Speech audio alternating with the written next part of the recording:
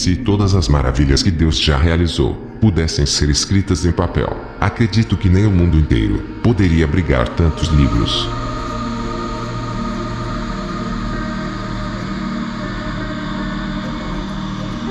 Antes que Maria viesse ao mundo, primeiro foi necessário muitas lágrimas e orações. Isso porque seus pais eram estéreis.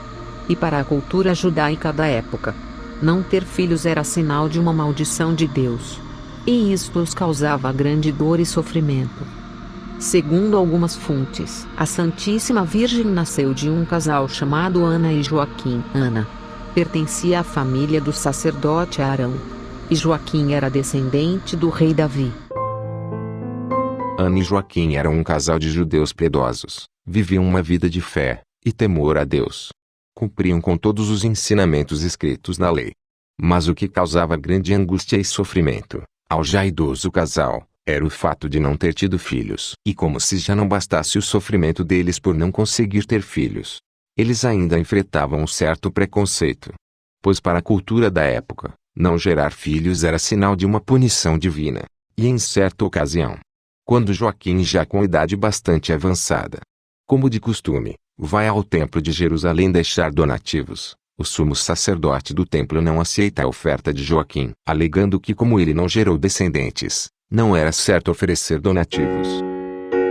E então Joaquim fica muito triste, não retornando nem mais para sua casa. Ele retirou-se para o deserto, local onde por 40 dias permaneceu. Bastante sentido, mas ao mesmo tempo com muita fé. Ele diz a si mesmo: não vou sair deste lugar até que o Senhor meu Deus me visite. Sirvam as minhas orações por alimento. Ao ficar sabendo do ocorrido, Ana ficou desesperada. Agora, além das humilhações que sofria por ser estéril, ela também temia ficar viúva. Mas mesmo estando profundamente triste, ela se lembra do milagre que Deus operou em Sara, a esposa de Abraão, que mesmo sendo estéril e já idosa, gerou Isaque.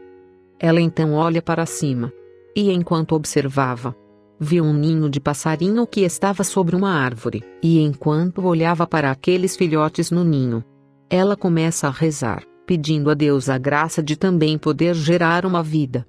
E enquanto rezava, eis que lhe aparece um anjo do Senhor, e lhes diz: Ana, o Senhor ouviu as tuas preces, eis que conceberás, e darás à luz, e da tua família se falará em todo o mundo. Ao ouvir aquelas palavras do mensageiro de Deus, Ana fica extremamente feliz. E promete que quando a criança nascer, a ofertará ao Senhor. E a seus serviços ela permanecerá por todos os dias de sua vida. Enquanto Joaquim estava no deserto, também lhe aparece um anjo, e diz as mesmas palavras que disse à sua esposa Ana. E então ele retorna para casa. E cumprindo-se o tempo determinado por Deus, Ana dá luz a uma menina, que recebe o nome de Maria. Maria se fortalecia a cada dia que passava. E cumprindo a promessa feita por Ana, quando Maria completa 3 anos de idade, Ana e Joaquim a levam ao templo, para consagrá-la ao Senhor. E assim, Maria permanece no templo até os 12 anos de idade. Quando ela completa 12 anos, os sacerdotes do templo se reúnem, e fazem a seguinte pergunta ao sumo sacerdote: Maria já tem 12 anos. O que deveremos fazer para que ela não macule o santuário? Ou seja, os sacerdotes fazem essa pergunta, porque o templo era um local extremamente sagrado. E segundo a lei, como pode ser visto em Levítico 15:19, quando uma mulher menstruava, ela era considerada impura durante 7 dias. E como Maria já estava se tornando uma mocinha, os sacerdotes temiam por ela. Mas o sumo sacerdote, com muita sabedoria, respondeu: o altar está à disposição de Maria, só nos resta orar, para que o Senhor nos revele o que deveremos fazer com ela. E enquanto eles rezavam, apareceu um anjo ao sumo sacerdote e disse: Zacarias, sai e chama a todos os homens solteiros do povoado. E a quem Deus mostrar um sinal, este será escolhido como esposo de Maria. E conforme o anjo determinou, o sumo sacerdote enviou mensageiros por todo o povoado. Logo se reuniu vários homens, entre eles um chamado José. E conforme determinado, todos os homens se reuniram na presença do sumo sacerdote. E depois de algumas orações, apareceu uma pomba e começou a sobrevoar a cabeça de José, indicando que ele era o escolhido de Deus para ser o esposo de Maria. E assim, conforme os costumes da época, José ficou noivo de Maria. No entanto, por causa do trabalho, ele teve de se ausentar por um tempo. José então partiu para sua viagem a trabalho, e Maria permaneceu em casa. Certo dia, quando tinha de 15 para 16 anos, enquanto ia pegar água, ela ouviu uma voz dizendo: Salve, cheia de graça. Bendita és entre as mulheres. O Senhor é contigo. Maria olhou para todos os lados e não viu ninguém. Então, assustada, ela correu para dentro de sua casa. E estando ela dentro de casa, lhe aparece o anjo Gabriel e diz: Não tenha medo, Maria. Alcançaste graça diante do Todo-Poderoso, e conceberás através de sua graça. O Senhor te cobrirá com a sua sombra, e o santo fruto que nascerá de ti será chamado Filho do Altíssimo. Deverá colocá-lo o nome de Jesus, pois ele salvará seu povo das iniquidades. Maravilhada, Maria respondeu: Eis aqui a serva do Senhor, faça-se em mim conforme a vontade de Deus. Radiante de felicidade, Maria vai visitar sua prima Isabel, que também estava grávida, de João, o Batista. E ela permanece por 3 meses na casa da prima Isabel. No entanto, como a sua barriga já começava a crescer, ela fica preocupada, e retorna para casa. Maria precisava voltar meio que às escondidas, pois as leis da época eram bem rígidas. Se as pessoas erradas a vissem naquela situação atual, ela correria o risco de ser apedrejada até a morte.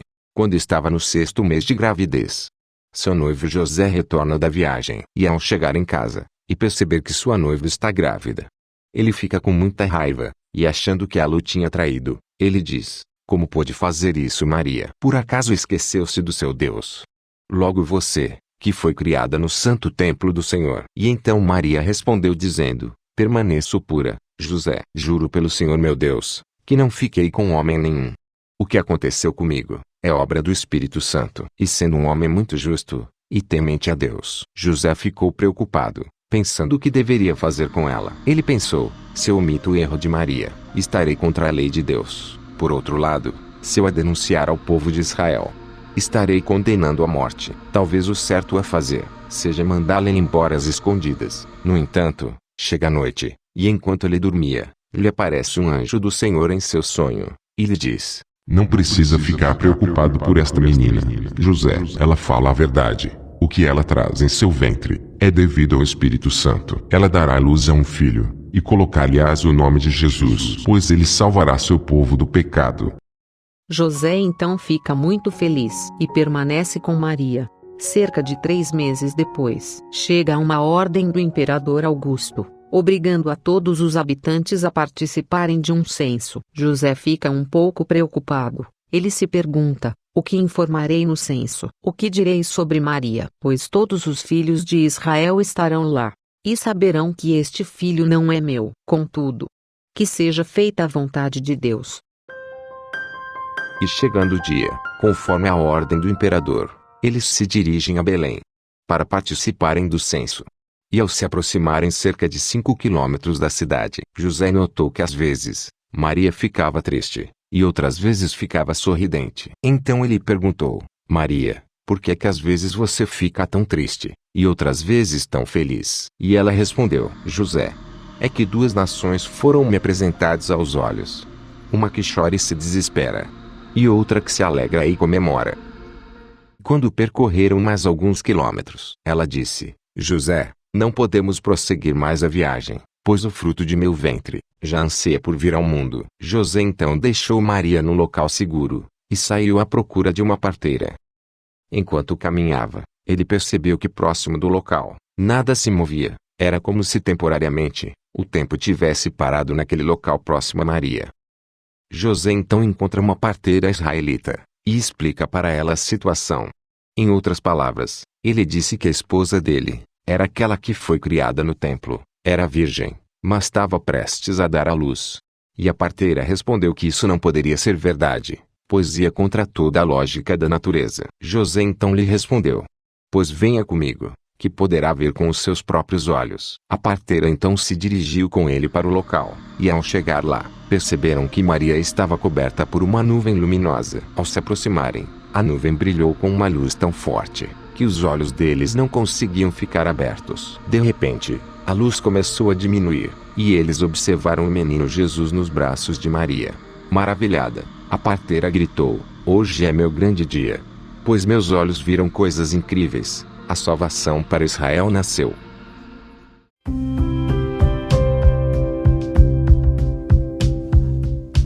O interessante é que Deus poderia enviar Jesus ao mundo de qualquer forma, afinal, Ele é Deus. Mas em sua infinita sabedoria, Ele resolveu fazer isso através de uma mulher. E ao fazer isso, Ele demonstra de certa forma, que Maria é uma segunda Eva, uma nova Eva, perfeita e bem-sucedida. Pois assim como Eva deu ouvido ao demônio, e deixou entrar o pecado ao mundo através do fruto proibido, Santa Maria ouviu Deus, e deixou entrar a salvação ao mundo através do fruto de seu ventre. Não é à toa que o próprio Deus, através do seu mensageiro Gabriel, a chamou de bendita entre as mulheres. Obrigado por assistir. Fiquem todos com Deus.